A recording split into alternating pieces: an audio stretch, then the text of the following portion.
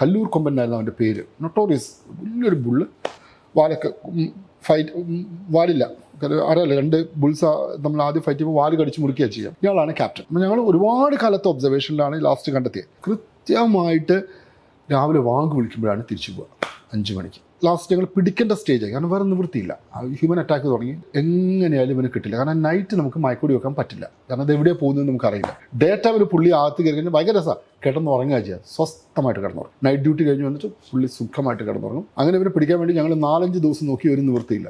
അപ്പോഴാണ് എൻ്റെ ഒരു സ്റ്റാഫ് പറഞ്ഞത്, സാറേ ഇവൻ കയറിപ്പോകുന്ന ഈ സമയത്താണ്, വാങ്ക് വിളി ഈ സമയത്താണ്, അപ്പം നമുക്ക് പള്ളിക്കാരോട് സംസാരിക്കാൻ പറഞ്ഞു. ഞങ്ങൾ പള്ളിക്കാരോട് പറഞ്ഞു ഒരു ദിവസം ചെയ്യാനൊക്കെ പറ്റും. അവർ ചെയ്തില്ല. അന്ന് ഞങ്ങൾ പിടിച്ചു, നിന്നു. ലൈറ്റ് വന്നു, ഞങ്ങൾ മയക്കൂടി വെച്ച് സാധനത്തിന് പിടിച്ചു. വാങ്ക് വിളിക്കുന്നവരെ അവരത് കൃത്യമായിട്ട് അവിടെ നിൽക്കുകയാണ്. കണ്ടീഷനിലായിരിക്കാം അത്. പള്ളിക്കാരോട് പറഞ്ഞു, പള്ളിക്കാരൊന്നും വാങ്ക് വിളിച്ചില്ല. ആള് കൺഫ്യൂഷനായി. ലൈറ്റ് വന്നു, ഞങ്ങൾ മയക്കൂടി വെച്ചു, സാധനത്തിന്റെ. ഇതിന്റെ ഫൺ അതല്ല.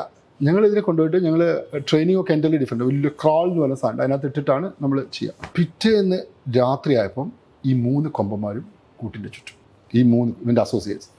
And he was feeding. ഇവിടുന്ന് ഞങ്ങൾ കൊടുക്കുന്ന തീറ്റ എടുത്തിട്ട് ബാക്കി ആനയ്ക്ക് ഇവന്മാർക്ക് കൊടുക്കുകയാണ്.